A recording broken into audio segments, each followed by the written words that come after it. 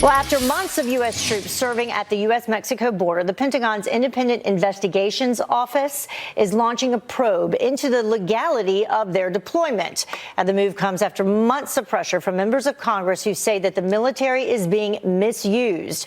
But how is it illegal to protect Americans? Here to weigh in is former DHS Oversight Counsel Mike Howell. Mike, thank you so much for joining us. We appreciate it. Yep, thank you for having me. Yeah, so let's begin with this, and then I want you to respond.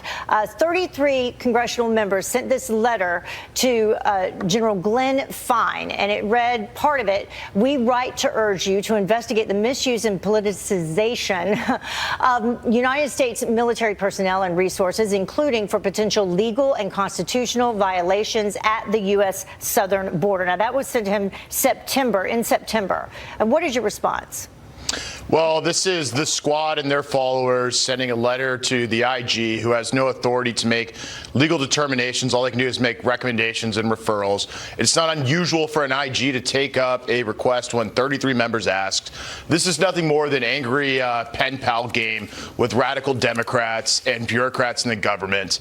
It's not really a big factor in what's going on. Using troops at the border wasn't illegal when Obama did it. It wasn't illegal when Bush did it. So long as they're doing non-law enforcement activities like, building fencing and, moving troops or border patrol agents from one place to another, it's all above board. Did they consider the numbers when they're looking at this? Because we can bring that up, and border apprehensions actually dropped in November. You can take a look at the numbers there. So is this part of what they're considering? Well, I don't know their motivation. It's probably to prove to their far left base and all these open border NGOs who helped them write this letter that they're doing something to, be angry about the issue at hand. There's no solution to the border crisis that would be good enough for these radical leftists, because they like the border crisis. And so, of course, they're not going to be on the team of anything that can help mitigate it. There's nothing wrong with CBP needing a little help. Sometimes when you order the seafood tower at Red Lobster, you need a friend to come help you out to finish it. That's okay. So basically, it's the opposition to their effectiveness, not the legality. And what exactly have the troops been doing, primarily responsible for?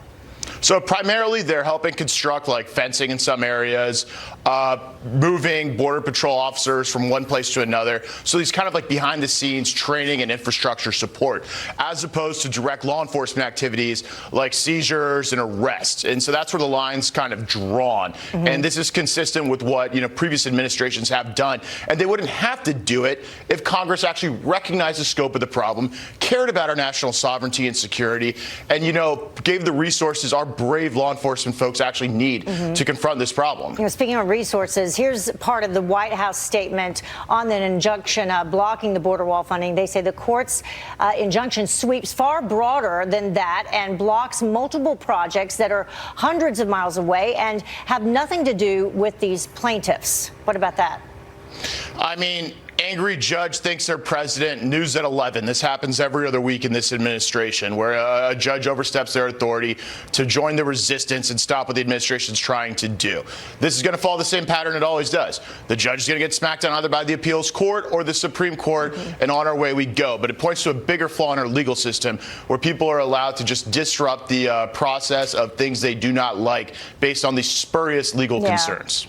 And that's been an issue before. Thank you so much for a long time as well. Mike Howell, thank you so much for joining us. Thank you for having me.